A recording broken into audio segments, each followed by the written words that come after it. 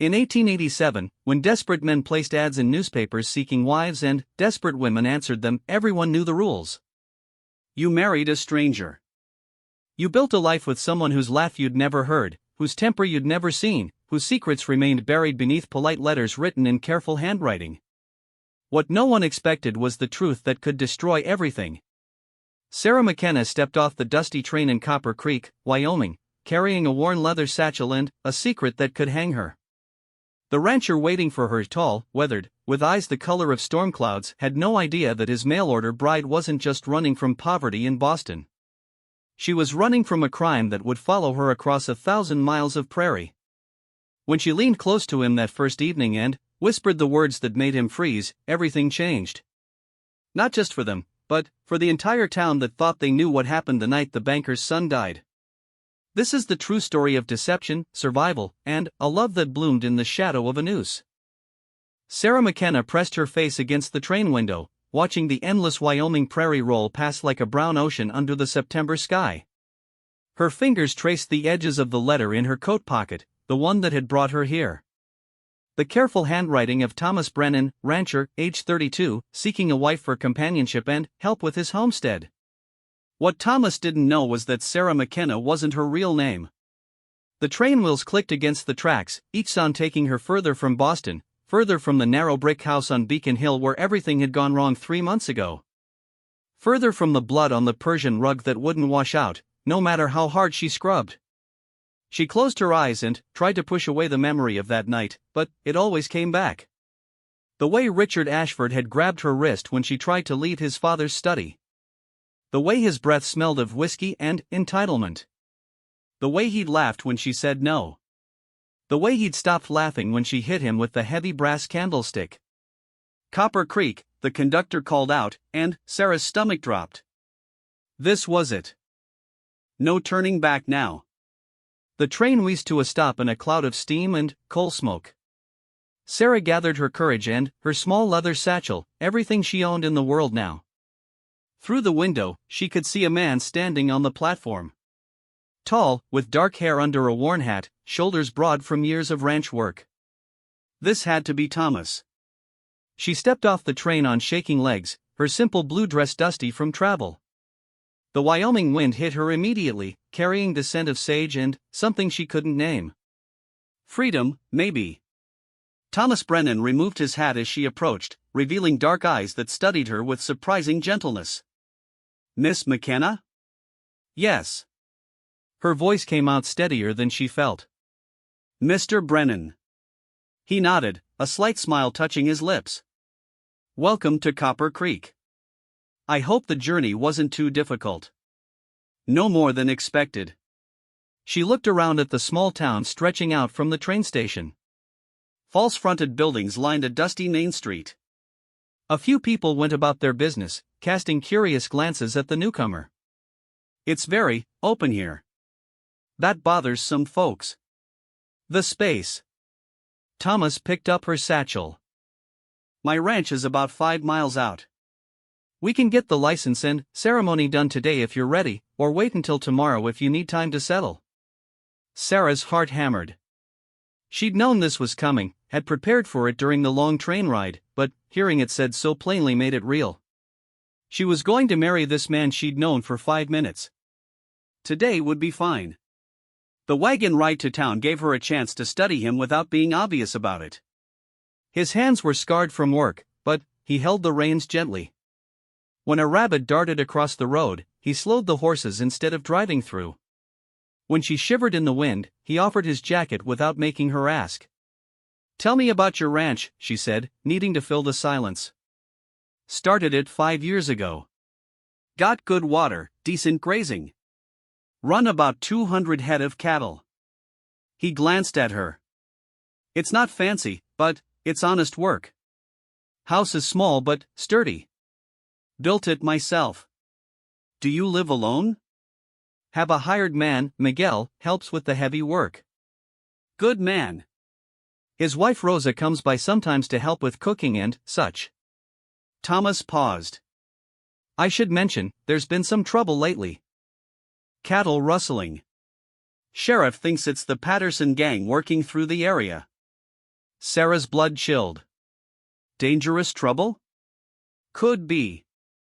That's part of why I. He stopped, seemed to reconsider what he was about to say. A woman's presence might discourage trouble. Men think twice about starting fights around ladies. She wondered if he'd still think that if he knew what she'd done to Richard Ashford. The courthouse was a simple wooden building that also served as the church and schoolhouse. Justice of the peace was a round man named Miller who performed the ceremony with the efficiency of someone who'd done it many times. 2 witnesses were pulled in from the street, a shopkeeper and his wife who smiled at Sarah like they knew something wonderful was happening. Do you, Thomas James Brennan, take this woman to be your lawfully wedded wife? I do. Do you, Sarah Elizabeth McKenna, take this man to be your lawfully wedded husband? Sarah's throat went dry. Elizabeth McKenna had been her mother's name, borrowed for this new life. I do. The ring was simple silver, sized too large for her thin finger. Thomas slipped it on carefully, his calloused hands surprisingly gentle. When Justice Miller pronounced them married, Thomas kissed her cheek, a brief, respectful touch that sent unexpected warmth through her chest. They were married. She was safe. Or as safe as she could be. The ride to the ranch passed in comfortable silence. Sarah studied the landscape, trying to see it as home instead of exile. Rolling hills stretched toward distant mountains, grass bending in waves under the constant wind. Cattle dotted the pastures, red and black shapes against the golden grass. There, Thomas said, pointing ahead. The house sat in a small valley protected by cottonwood trees, a creek running nearby. It was indeed small, just 4 rooms from what she could see, but the logs were chinked tight and the roof looked sound. A garden plot had been fenced off near the back, though it looked like it hadn't been used much lately. Miguel appeared from the barn as they pulled up, a lean man with graying hair and kind eyes. Thomas made introductions in a mixture of English and Spanish, and Miguel swept off his hat to bow to Sarah like she was royalty. Rosa will be happy to meet you, Miguel said in careful English. She has been telling Thomas he needs a wife for 2 years now. Sarah smiled, the first genuine smile she'd managed since leaving Boston. I look forward to meeting her. Thomas showed her through the house, pointing out the kitchen with its wood stove and pump, the small parlor with 2 chairs and a table, the bedroom. Her breath caught when she saw the single bed. I can sleep in the barn until we. Thomas stopped, his cheeks reddening above his beard. I mean, we can take time. Get to know each other proper. Relief flooded through her. Thank you. I'd appreciate that. He nodded quickly and backed toward the door. I'll get your things. Rosa left some supplies, and there's venison from last week's hunt. I'll show you the root cellar and the chickens. That first evening, they sat at the small kitchen table eating Rosa's beans and cornbread by lamplight. Thomas asked careful questions about Boston, and Sarah answered with carefully prepared lies. She'd been a seamstress. Her parents were dead. No other family. What made you answer my advertisement? Thomas asked, cutting another piece of cornbread. Sarah had prepared for this question too. I wanted a different life. Boston was. She paused, looking for words that weren't lies. Limiting for a woman alone. Well, Wyoming's got plenty of space for new starts. If only he knew how new. They talked about practical things after that. The garden would need to be replanted in spring. The chickens needed watching for foxes. Winter came early and stayed late, so they'd need to lay in supplies soon. As Sarah prepared for bed in the small bedroom, she could hear Thomas settling in the parlor. The house creaked around them, wood expanding and contracting in the cooling air. Outside, cattle lowed in the distance and an owl called from the cottonwoods. She lay in the narrow bed staring at the ceiling, her mind spinning. 3 months ago, she'd been Sarah Winters, seamstress and occasional tutor to wealthy Boston children. She'd had a small apartment, a few friends, a quiet but respectable life. Then, Mrs. Ashford had hired her to sew new curtains for the family's Beacon Hill mansion. Richard had been home from Harvard, bored and looking for entertainment. At first, his attention had seemed flattering. A rich young man noticing a working girl like her. She should have known better. The night everything changed, she'd stayed late to finish the dining room curtains. Richard had cornered her in his father's study, blocking the door when she tried to leave. When she'd pushed past him, he'd grabbed her arm hard enough to leave bruises. When she'd pulled away, he'd called her names that made her cheeks burn with shame. When she'd reached for the door again, he'd shoved her against the desk. The candlestick had been right there, heavy brass carved with hunting scenes. She'd grabbed it without thinking, brought it down on his head harder than she'd meant to. He'd dropped like a stone, blood spreading across the Persian rug. For a moment, she'd stood frozen, sure he was dead. Then, he'd groaned and tried to sit up, blood streaming down his face. She'd run then, grabbing her sewing box and fleeing into the night before anyone could discover what had happened. The next morning's newspaper told the story. Richard Ashford, found unconscious in his father's study, claiming he'd been attacked by a burglar. Nothing taken, but the young man gravely injured. Police seeking information about anyone seen in the area. Sarah had packed everything she could carry and taken the first train west, using her mother's maiden name to buy passage. By the time she reached Chicago, she'd seen another newspaper story. Richard Ashford had died of his injuries. The police were now investigating a murder. She was a murderer. A killer running from justice. But, lying in Thomas Brennan's house, listening to the peaceful sounds of cattle and wind, she almost felt like Sarah McKenna. Like the frightened girl who'd killed a man in Boston was someone else entirely. A sound outside made her sit up. Horse hooves on the hard ground, coming fast. Thomas was moving in the parlor. She heard his boots on the floor and the soft snick of a rifle being cocked. "Stay inside," he called softly. Sarah crept to the window and peered through the curtain. 3 riders sat their horses in the yard, moonlight glinting off their weapons. The leader, a man with a pale beard, was talking to Thomas, but she couldn't make out the words. The conversation was short. The riders wheeled their horses and galloped away into the darkness. Thomas stood in the yard for a long moment before coming back inside. "Who were they?" Sarah asked when he came to check on her. Thomas's face was grim in the lamplight. "Patterson gang. They're moving cattle through the area, wanted to know if I'd seen any strangers around." Sarah's blood turned to ice. "Strangers?" "Law's been asking questions about some woman who skipped out of Boston. Murder case, they said." Thomas studied her face carefully. "Funny thing is, the description they gave could fit half the women west of the Mississippi." Sarah's heart hammered so hard she was sure he could hear it. "What did you tell them?" "Told them my wife just arrived from back east, but she's been corresponding with me for months." "Got the letters to prove it?" His eyes never left her face. "Told them Sarah McKenna's been planning this trip since spring." The silence stretched between them. Sarah realized she was holding her breath. "Course," Thomas continued quietly, "Sarah McKenna's not your real name, is it?" Sarah's world tilted. Her hands shook as she gripped the window frame. "I don't know what you mean." "Woman who wrote those letters had different handwriting than the woman who signed the marriage certificate today. Different way of forming her letters." Thomas set his rifle against the wall. "Plus, you flinched every time someone said your name, like you weren't used to hearing it." Tears burned her eyes. It was over. He'd turn her in, collect whatever reward they were offering. She'd hang for killing Richard Ashford. "I won't hurt you," she whispered. "I know you won't." Thomas's voice was gentle. "Question is, did the man you killed deserve it?" Sarah stared at him, shocked. "How did you woman doesn't run that far, change her name, and marry a stranger unless she's running from something bad? And a woman doesn't get that scared look in her eyes unless some man put it there." Thomas stepped closer. "So I'll ask again. Did he deserve it?" The tears came then, months of fear and guilt and shame pouring out of her. She told him everything. Richard's hands on her, his threats, the way he'd cornered her.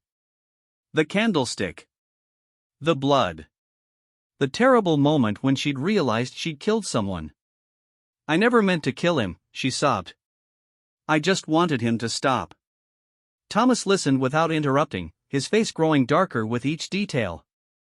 When she finished, he was quiet for a long moment. My sister had trouble with a man like that once, he said finally.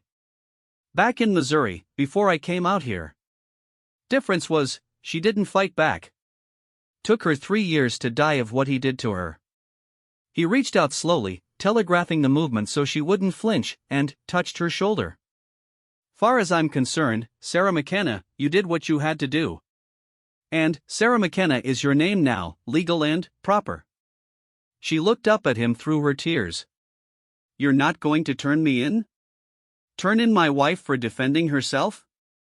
Not likely. His hand squeezed her shoulder gently. But we need to be careful. Those men will be back, and if they start asking too many questions. What do we do? Thomas was quiet for a moment, thinking. We make sure everyone in town knows exactly who you are and, when you got here. We make you visible, part of the community. Harder to disappear a woman everyone knows. And, if they don't believe it? Thomas met her eyes, and she saw steel there beneath the gentleness. Then, we deal with that when it comes.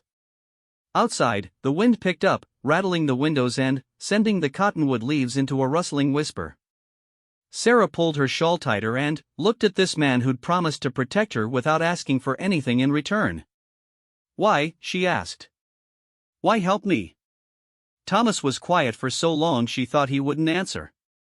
Finally, he said, because I know what it's like to run from something. And, because any woman brave enough to fight back against a man who'd hurt her is the kind of woman who deserves a chance at a better life. He moved toward the door, then paused. Sarah? Your real name, I mean. If you want to tell me. She hesitated. Sarah Winters had killed a man and fled across the country. Sarah McKenna was married to a good man who was willing to protect her. Sarah McKenna is my real name now, she said firmly. The other woman doesn't exist anymore. Thomas nodded once. Good. Sarah McKenna is exactly who I married. After he left, Sarah lay back down and listened to the sounds of the Wyoming night. For the first time in months, the fear had loosened its grip on her chest. She wasn't safe yet, not completely. But she wasn't alone anymore either. Tomorrow, she would start building the life of Sarah McKenna. Tonight, she would let herself believe it might be possible. The next morning brought Rosa Hernandez with a basket of fresh eggs and a curiosity about the new bride that couldn't be contained. Sarah was attempting to cook breakfast when she heard the wagon approaching, and, by the time she'd smoothed her hair and checked her appearance, a small, round woman with laughing eyes was knocking at the door. You must be Sarah. Rosa swept into the kitchen like a warm wind, setting down her basket and immediately taking over the struggling meal. Miguel told me Thomas married the prettiest woman in Wyoming yesterday. He was right. Sarah felt heat rise in her cheeks. Thank you, Mrs. Hernandez. Thomas told me you'd been helping him. Helping him not starve, mostly, Rosa laughed, rescuing the bacon before it burned completely. That man can build a house and break horses, but put him near a stove and everything turns to charcoal. They worked together preparing breakfast, and Sarah found herself relaxing under Rosa's steady chatter. Rosa had been married to Miguel for 15 years, had raised 4 children, and seemed to know everyone within 50 miles. She was also sharp-eyed and kind, the sort of woman who noticed everything but judged little. You seem nervous, Mija, Rosa said gently as they set the table. Is it just wedding nerves, or something more? Sarah's hands still on the plates. Just nervous, I suppose. Everything's so different here. Different can be good. Sometimes a woman needs to leave one life behind to find the life she was meant to live. The words were casual, but Rosa's eyes were knowing. Sarah wondered how much she could see, how much she guessed. Thomas and Miguel came in from the morning chores, stamping dust off their boots and talking about moving the cattle to higher pasture before winter. Thomas's eyes found Sarah immediately, checking to make sure she was all right. The simple concern in his gaze warmed her more than it should have. Rosa's been teaching me not to burn breakfast, Sarah said, attempting lightness. Good thing, Miguel grinned. Thomas almost poisoned himself last month trying to make biscuits. They ate together around the small table, Rosa keeping up a steady stream of conversation about the neighbors, the weather, and plans for the harvest dance in town next month. It felt natural, domestic, like a real family sharing a meal. Sarah caught herself thinking that this was what she'd dreamed of as a girl, before life had taught her that dreams were dangerous things. After breakfast, Thomas took her out to show her around the ranch properly. They walked through the barn where he kept his horses, past the chicken coop and the small garden plot, down to the creek that provided water for the house and cattle. It's beautiful, Sarah said, and meant it. The morning sun turned the grass golden, and the mountains in the distance rose like purple shadows against the sky. How did you find this place? Rode through here 5 years ago, driving cattle for another rancher. Creek was running clear, grass was good, and it felt like home. Thomas picked up a stone and skipped it across the water. Always figured I'd know the right place when I saw it. And you decided you needed a wife because... Thomas was quiet for a moment, considering his words. Gets lonely out here. And it's hard to build something lasting when you're building it alone. He glanced at her. Though I'm starting to think I got the better end of this bargain.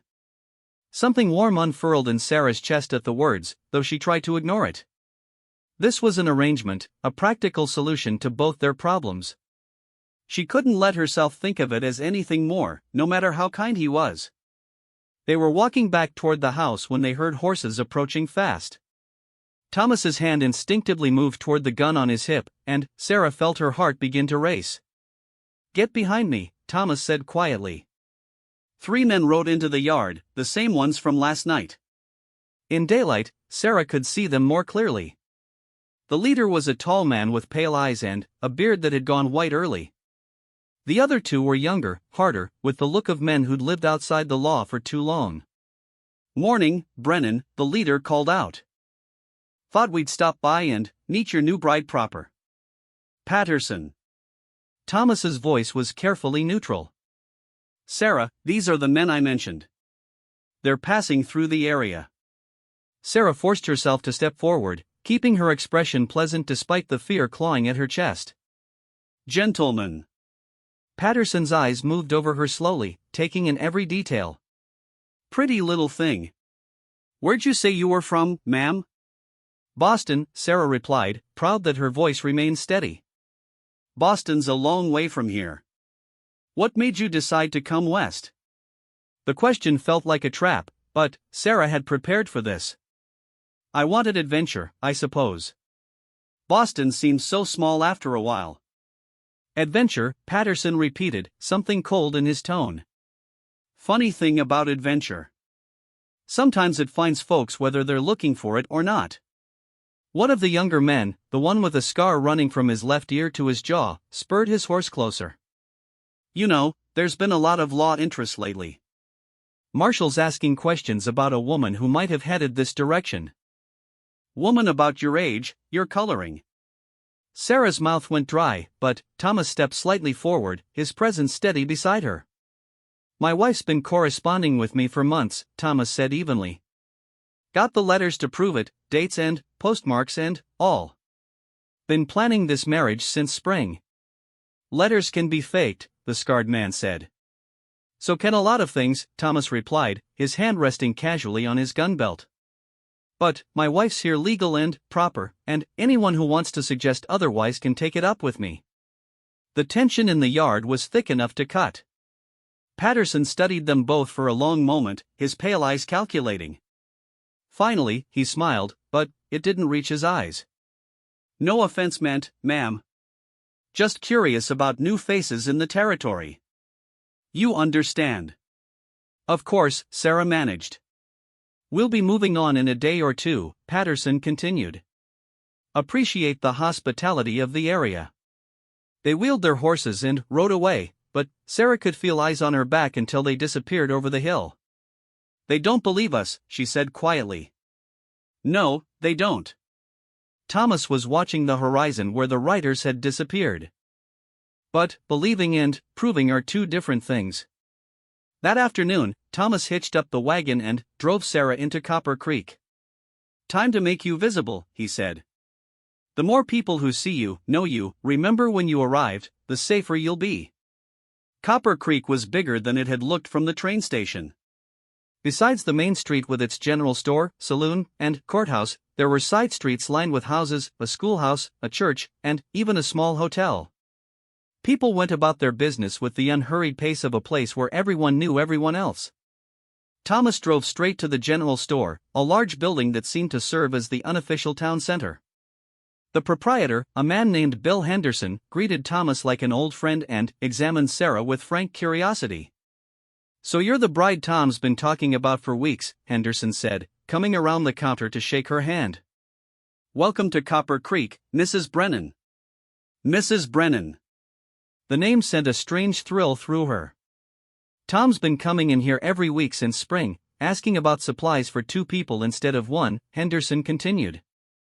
"Good to finally meet the woman who's been making him smile so much." Sarah glanced at Thomas, surprised. He was focused on a list of supplies, but she could see the tips of his ears reddening above his collar. They spent an hour in the store, Thomas introducing her to everyone who came through. Mrs. Chen, who ran the laundry. Doc Morrison, who served as both doctor and dentist. The Reverend's wife, who immediately began discussing the ladies' auxiliary and their quilting circle. "You simply must join us," Mrs. Patterson insisted. "We meet every Thursday afternoon at the church. We're working on a quilt for the harvest auction." Sarah agreed, though the thought of sitting with a group of women who might ask questions made her nervous. But Thomas was right, she needed to become part of the community. Their last stop was the sheriff's office, a small building next to the jail. Sheriff Wade was a lean man in his 50s with sharp eyes and a careful manner. He greeted Thomas warmly but studied Sarah with professional interest. "Heard you got married yesterday, Tom." "Congratulations." "Thank you, Sheriff." "Sarah, this is Sheriff Wade. He keeps the peace around here." "Ma'am." Wade touched his hat brim. "Hope you'll be happy here. It's a good town, quiet most of the time." "Most of the time?" Sarah asked. "Well, we've had some strangers passing through lately. Cattle thieves, most likely. They've been asking questions about folks, particularly any new arrivals." Wade's eyes never left Sarah's face. "Course, anyone who's been planning to move here for a while, got family expecting them and such, wouldn't have anything to worry about." "My wife's been corresponding with me since spring," Thomas said smoothly. "Got a whole drawer full of letters at home." "That's good. Real good." Wade smiled, but his eyes remained calculating. "Hate to see innocent folks caught up in things that don't concern them." As they drove home in the wagon, Sarah was quiet, lost in thought. Every conversation had felt like a test, every question a potential trap. But Thomas had been beside her through all of it, steady and protective, backing up their story without hesitation. "The letters," she said finally. "You really have letters to show?" Thomas nodded. "Wrote them myself, backdated them, aged the paper. Anyone who looks will see exactly what they expect to see." Sarah stared at him in amazement. "You planned all this?" "Started planning it the minute you told me your real story last night. Figured we'd need proof of your identity that couldn't be questioned." "But why? Why go to all this trouble for a stranger?" Thomas was quiet for a moment, his hands steady on the reins. "My pa used to say that you judge a man not by how he treats folks who can help him, but by how he treats folks who can't.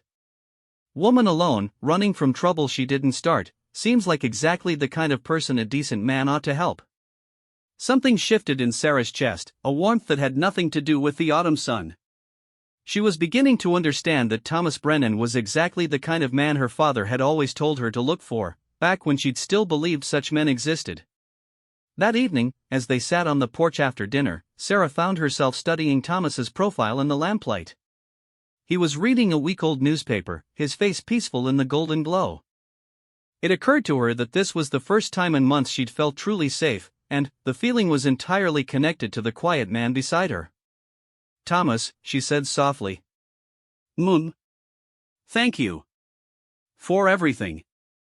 I know this wasn't what you expected when you advertised for a wife." He folded the newspaper and looked at her, his dark eyes serious. "Sarah, what I expected was a business arrangement. A practical solution to loneliness and the need for companionship. What I got was..." He paused, searching for words. "What I got was better than I deserved." Heat flooded her cheeks. "You don't know me." "Not really. I know you're brave enough to defend yourself when cornered. I know you're honest enough to tell the truth when you could have lied. I know you're gentle with Rose's feelings and patient with my clumsy attempts at conversation." His voice was quiet, sincere. "I know you're exactly the kind of woman I'd have hoped to find if I'd been looking for love instead of convenience." Love. The word hung between them like a bridge she wasn't sure she was brave enough to cross. "I've never been in love," she admitted. "I don't know how to be the kind of wife who..." "Sarah." Thomas's hand covered hers on the porch railing. "We don't have to figure out everything tonight. We've got time." Time. Something she'd thought she'd run out of completely. But, sitting here beside Thomas, watching the stars come out over the Wyoming sky, she began to think that maybe Sarah McKenna could have a future after all. A sound in the distance made them both look up. Riders again, but this time they were approaching slowly, openly. As they came into the lamplight, Sarah recognized Sheriff Wade and two men she didn't know. "Evening, Tom," Wade called out. "Sorry to bother you so late, but I've got some federal marshals here who'd like to ask a few questions." Sarah's blood turned to ice. This was it. Someone had connected her to the murder in Boston, despite all their preparations. She started to rise, to run, but Thomas's hand on her arm stopped her. "Of course, Sheriff," Thomas said calmly. "Sarah, these gentlemen probably want to ask about those men we saw yesterday." The marshals introduced themselves as Dalton and Pierce, both weathered men with careful eyes. They accepted Thomas's invitation to sit on the porch, though they remained alert, ready. "We're tracking a woman wanted for murder in Boston," Marshal Dalton said without preamble. "Description fits a lot of women, but she was last seen boarding a westbound train 3 months ago." "Murder?" Sarah managed, proud that her voice sounded shocked rather than terrified. "Yes, ma'am. Killed a prominent young man during a robbery. Brutal attack, from what the Boston police say." Sarah's hands clenched in her lap. Robbery. They were calling it a robbery now, erasing what Richard had tried to do to her, making her the predator instead of the prey. "That's terrible," she said. "But I don't understand why you're asking us." "The Patterson gang's been asking questions about new arrivals, particularly women," Marshal Pierce said. "Makes us wonder if they know something we don't." "Sarah's been corresponding with me since spring," Thomas said, his voice steady. "I've got the letters to prove it. She's been planning to come out here for months." "Could we see those letters?" Dalton asked. Thomas nodded and went into the house, returning with a small bundle tied with ribbon. The marshals examined them carefully by lamplight, checking postmarks and handwriting. Sarah held her breath, amazed at the thoroughness of Thomas's deception. "These look legitimate," Pierce admitted. "Postmarked from Boston, all right." "Course they are," Thomas said. "My wife's no criminal." "Still, we'll need to ask Mrs. Brennan a few questions directly," Dalton said, turning to Sarah. "Just to eliminate her from our investigation." For the next 30 minutes, Sarah answered questions about Boston, her journey west, her reasons for coming to Wyoming. She stuck to the story she and Thomas had prepared, grateful that her months in Boston had given her enough knowledge of the city to sound authentic. "You said you were a seamstress," Pierce said. "Ever work for wealthy families?" Sarah's heart hammered. "Sometimes. When they needed extra help for parties or special occasions." "Ever hear of a family named Ashford?" The name hit her like a physical blow, but she kept her expression neutral. "I don't think so. Should I have?" "Their son was the one who was murdered." Just wondered if you might have heard something. I'm sorry, no. Sarah looked appropriately sympathetic. It sounds like a terrible tragedy. Finally, the marshals seemed satisfied. They thanked Thomas for his cooperation and apologized for the late-night intrusion. As they prepared to leave, Dalton turned back. One more thing, Mrs. Brennan. The woman we're looking for, she might try to contact people she knew in Boston. If anyone comes around asking questions about you, or if you remember anything about the Ashford family, you'll let us know? Of course, Sarah said. After they left, Sarah and Thomas sat in silence for a long time. Finally, Thomas reached over and took her hand. They believed it, he said quietly. Sarah nodded, but inside she felt sick. They'd called it a robbery. A brutal attack.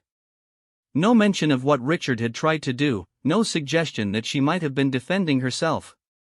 In their version, she was a cold-blooded killer who'd murdered an innocent man for money. They made it sound like I robbed him, she whispered. The law writes the story that's easiest for them to understand, Thomas said grimly. Rich young man, poor working woman. They know which story people will believe. What if someone comes forward? Someone who knows what really happened. Then, we deal with that when it comes. But, for now, you're Sarah McKenna Brennan, and you've got a husband and a community that'll stand by you. Sarah looked at him in the lamplight, this man who'd committed himself to protecting her without asking for anything in return. The warmth in her chest was growing stronger, harder to ignore. I'm starting to care about you, she said suddenly. That wasn't supposed to happen. Thomas's hand tightened on hers. Would it be so terrible if it did? It would make leaving harder, if I have to run again. Then, we'll make sure you don't have to run. She wanted to believe him. Sitting here on the porch of the house he'd built, surrounded by the vast Wyoming sky, she could almost convince herself that Sarah McKenna's life could be real, permanent, happy. But, in the distance, she could hear the sound of night riders, and she knew that her past was still out there, hunting for her in the darkness. 2 weeks passed in a rhythm that felt almost like normal life. Sarah joined the quilting circle, where she discovered that Mrs. Patterson was the sheriff's wife and sharp enough to spot a false stitch at 20 paces. She helped Rosa preserve vegetables for winter and learned to milk the cow without getting kicked. She cooked breakfast for Thomas and Miguel every morning and found herself looking forward to the easy conversation and Miguel's terrible jokes. Most importantly, she began to understand that the warmth growing in her chest whenever Thomas smiled at her was becoming something dangerous and wonderful. He was different from any man she'd known. Patient when she struggled with ranch tasks she'd never done before. Protective without being possessive. Kind without expecting gratitude. And, when he looked at her across the dinner table or found excuses to touch her hand during their evening talks, she saw something in his eyes that made her heart race in ways that had nothing to do with fear. She was falling in love with her husband, and it terrified her. You're getting comfortable, Rosa observed one Thursday afternoon as they worked on the harvest quilt at the church. Good. This is your home now. Sarah nodded, but part of her remained always listening for the sound of approaching horses, always ready to run. She'd learned to keep a small bag packed and hidden under the bed, just in case. It was a beautiful October morning when everything changed. Sarah was hanging laundry behind the house when she heard multiple horses approaching fast. She dropped the wet sheet she'd been pinning to the line and ran around front, where she found Thomas facing off with Patterson and 6 men instead of the usual 3. We know who she is, Patterson was saying, his voice carrying the confidence of a man who held all the cards. Got word from Boston yesterday. That's Sarah Winters you're harboring, Brennan. Wanted for the murder of Richard Ashford. Sarah's world tilted. They knew. Somehow, they'd discovered her real identity. My wife's name is Sarah McKenna, Thomas said steadily. I've got the marriage certificate to prove it. Marriage certificate don't change what she did back east. The scarred man leaned forward in his saddle. There's a $2,000 reward for her, dead or alive. We aim to collect it. $2,000. More money than most people in the territory saw in 5 years. Sarah's mouth went dry as she realized the magnitude of the temptation she represented. "You're not lawman," Thomas pointed out. "You've got no authority to take anyone anywhere." "Don't need authority," Patterson smiled coldly. "Just need to deliver the body to the nearest federal marshal. Dead or alive, like I said." Miguel appeared from the barn, moving to stand beside Thomas. Both men had their hands near their guns, but they were outnumbered 3-1. "There's been a mistake," Sarah said, stepping out where they could see her. "I don't know what you've heard, but save it for the judge, lady." Patterson's pale eyes fixed on her like a snake watching a mouse. "You're coming with us." "Like hell she is," Thomas said quietly. The words hung in the morning air like smoke from a gunshot. Sarah realized she was looking at men preparing to kill each other, and it would be because of her. "Thomas, no," she said urgently. "It's not worth. You're my wife," Thomas cut her off, never taking his eyes off Patterson. "Nobody takes my wife." The scarred man laughed. "Your wife? You mean the whore who killed a man for his money?" Thomas's gun was in his hand so fast Sarah barely saw him draw. "Say that again." "Easy, Brennan." Patterson held up a hand, but his own gun was appearing. "No need for this to get ugly. Just hand over the woman and we'll be on our way." "Over my dead body." "That can be arranged." Sarah saw Patterson's finger tighten on his trigger and acted without thinking. She lunged forward, putting herself between Thomas and the guns, her arms spread wide. "Stop," she shouted. "Just stop." For a moment, everyone froze. Sarah stood in the middle of the yard, her heart hammering, facing down 6 armed men who wanted to drag her away to hang. "You want me," she said, her voice stronger than she felt. "Fine. I'll come with you. But let them be." "Sarah, no," Thomas started. "It's my choice," she said firmly, not taking her eyes off Patterson. "My crime, my consequences. These men have done nothing but try to protect me." "Mighty noble," Patterson drawled. "But we'll take you either way. Question is whether your husband dies trying to stop us." Sarah looked back at Thomas, memorizing his face. The dark eyes that had shown her nothing but kindness. The strong hands that had held her gently. The man who'd been willing to die for a woman he'd known less than a month. "I love you," she said simply. "I never got to say that." She could see the pain in his eyes, the desperate calculation as he tried to find a way out of this that didn't end with her death. Touching, the scarred man sneered. "Now come on. We've got places to be." Sarah started toward their horses, each step feeling like walking toward her own grave. Behind her, she heard Thomas curse and knew he was about to do something that would get him killed. That's when Sheriff Wade's voice cut across the yard like a whip. "That's far enough, Patterson." Everyone turned to see the sheriff and 3 deputies riding into the yard, guns drawn and ready. Wade's face was grim as he took in the scene. "Sheriff," Patterson said smoothly. "Just collecting a fugitive. Federal matter." "Funny thing about federal matters," Wade replied. "They generally require federal authority. You boys aren't lawmen. Bounty hunters have rights, not in my county, they don't. Not without proper documentation." Wade's gun never wavered. "And definitely not when they're threatening to shoot law-abiding citizens." Sarah felt hope flicker in her chest, but Patterson wasn't finished.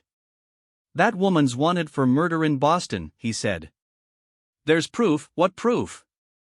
Wade asked calmly. Patterson reached into his jacket and pulled out a telegram. "Word from the Boston police. They confirmed her identity." Wade rode closer and took the telegram, reading it carefully. His face gave nothing away. "This says the Boston police would like to question a woman matching this description," he said finally. "Doesn't say anyone's been positively identified." "It's her," the scarred man insisted. "Look at her. Perfect match." "Lot of women have brown hair and brown eyes," Wade observed. "And this telegram is addressed to you, Patterson." How'd the Boston police know to contact a known outlaw about their investigation? Sarah saw something flicker in Patterson's eyes. Fear, maybe, or calculation. We've been tracking her for weeks, Patterson said. Following leads. Is that so? Wade folded the telegram and put it in his own pocket. Well, I'll tell you what. I'll wire Boston myself, ask them to send a federal marshal out here to make a positive identification. Until then, Mrs. Brennan stays right here with her husband. That could take weeks, Patterson protested. Could, Wade agreed. Course, if you boys had legitimate business here, you wouldn't mind waiting. If you don't. He let the threat hang in the air. Sarah watched Patterson's face as he weighed his options. He was outnumbered now, outgunned, and facing a sheriff who clearly didn't believe his story. But the greed in his eyes when he looked at her said he wasn't giving up easily. We'll be around, Patterson said finally. Waiting for that marshal. You do that. Just remember, any harm comes to Mrs. Brennan or her family, I'll know exactly where to look for the responsible parties. Patterson and his men rode away, but slowly, reluctantly. Sarah knew they'd be back, probably in larger numbers. Thank you, Sheriff, Thomas said as Wade dismounted. Don't thank me yet. Wade's expression was serious. That telegram might be fake, but the bounty's probably real. Word's going to spread, and $2,000 will bring every bounty hunter and outlaw between here and California. Sarah's heart sank. So it's not over. No, ma'am, it's not. Wade studied her face carefully. Question is, are you really Sarah Winters from Boston? Sarah looked at Thomas, who nodded slightly. They'd reached the moment where the truth had to come out. Yes, she said quietly. I am. Did you kill Richard Ashford? Yes. The word felt like a stone in her throat. But it wasn't murder. He was. She stopped, unable to find words for what Richard had tried to do. He attacked her, Thomas said firmly. She was defending herself.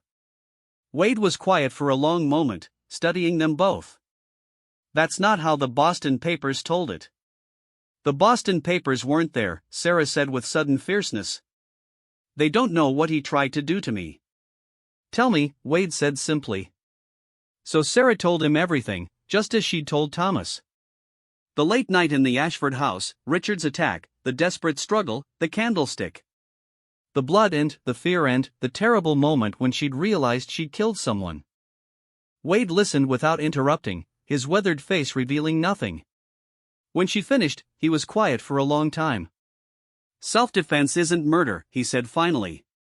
But, proving that from 2,000 miles away, with the victim's family claiming otherwise. He shook his head. That's a hard case to win. What can we do? Thomas asked. Best thing would be to get some kind of evidence about what really happened that night. Someone who saw something, someone Richard might have told about his intentions. Sarah's heart sank. There's no one. The family will never admit Richard did anything wrong, and the other servants. She stopped. Wait. There might be someone. Who? A maid named Jenny Collins. She worked for the Ashfords, and Richard, he bothered her too. Made comments, cornered her in hallways. If anyone would believe my story, it would be Jenny. Think she'd testify for you? If she's still alive and if I could somehow get word to her. Sarah shook her head. But I can't go back to Boston. They'd arrest me the moment I stepped off the train. I could go, Thomas said suddenly. Everyone stared at him. Thomas, no, Sarah protested. It's too dangerous. Not for me. I'm just a concerned husband trying to clear his wife's name. I could find this Jenny, get her statement, maybe find other people who knew what kind of man Richard really was. That could take weeks, Wade pointed out. And, meanwhile, every bounty hunter west of the Mississippi will be heading this way. Then, we make sure Sarah's safe until I get back. Thomas looked around the yard, calculating. Miguel, Rosa, and I could fortify the ranch, set up defenses. Against how many men? Wade asked. Word gets out about that bounty, you could be facing dozens of guns. Sarah felt the weight of hopelessness settling over her like a blanket. Even if Thomas could find evidence to clear her name, she might not live long enough for it to matter. There might be another way, Wade said slowly. Risky, but it could work. What? We make Sarah Winters disappear completely. Sarah stared at him. I don't understand. Far as anyone knows, Sarah Winters was never here. She died somewhere between Chicago and Denver, body never found. Train wreck, maybe, or Indian attack. The woman Patterson's looking for doesn't exist anymore. But the reward, no body, no proof, no reward.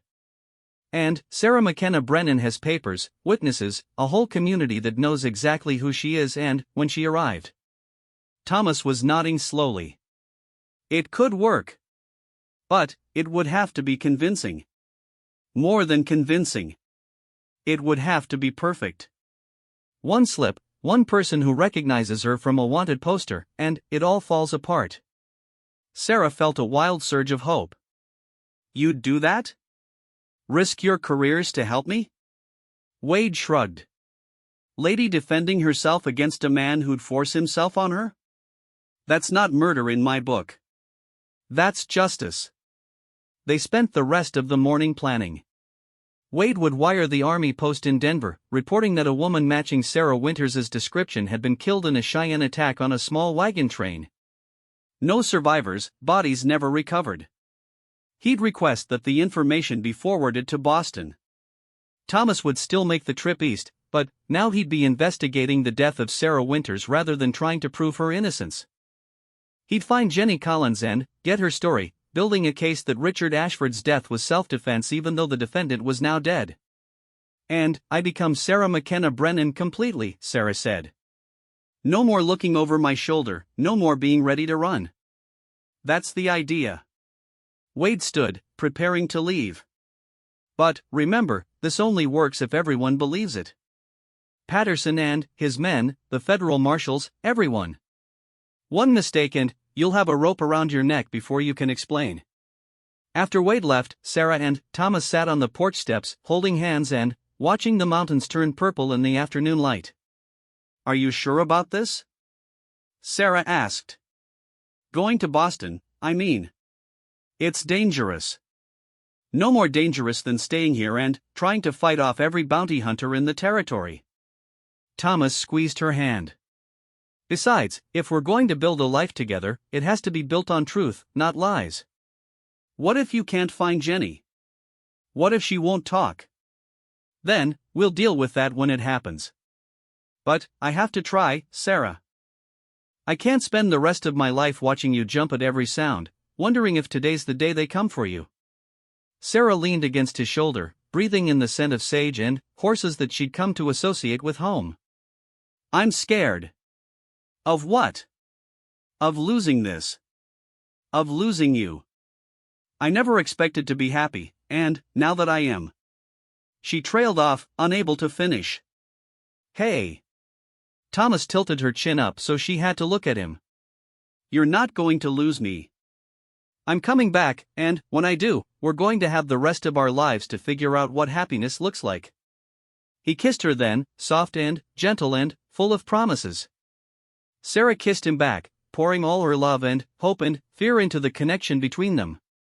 When they broke apart, she rested her forehead against his. I love you, Thomas Brennan. I love you too, Sarah McKenna Brennan.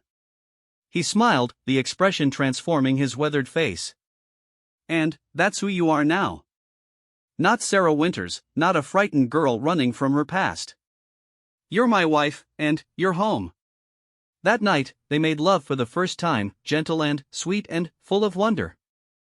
Sarah fell asleep in Thomas's arms, listening to his heartbeat and the sound of wind in the cottonwoods, and, for the first time in months, she didn't dream of blood and fear. She dreamed of a future where Sarah McKenna could live and love and be happy. 3 days later, Thomas left for Boston. Sarah stood in the yard watching his wagon disappear over the hill, Miguel's hand on her shoulder and Rosa's arms around her waist, and tried not to think about all the things that could go wrong. 2 weeks after that, word came that the notorious outlaw Sarah Winters had been killed in a Cheyenne raid near Denver. Patterson and his men left Copper Creek that same day, chasing rumors of easier prey in Colorado. And Sarah McKenna Brennan settled into her life as a rancher's wife, tending her garden and her chickens and her growing love for the vast Wyoming sky. When Thomas returned 6 weeks later with Jenny Collins's sworn statement and testimonies from 3 other servants about Richard Ashford's behavior, Sarah ran into his arms without fear, without looking over her shoulder, without wondering if this would be their last moment together. She was home, finally, and completely home, and Sarah Winters was buried forever in the red dirt of a place she'd never been. A year later, when their first child was born, they named her Hope McKenna Brennan, and Sarah knew that sometimes the best lives grew from the ashes of the worst mistakes. The mail-order bride had found exactly what she'd been looking for, even if she hadn't known she was looking for it when she stepped off that train in Copper Creek. She'd found love, and safety, and a man who believed that protecting the innocent was worth any risk. But, most of all, she'd found herself.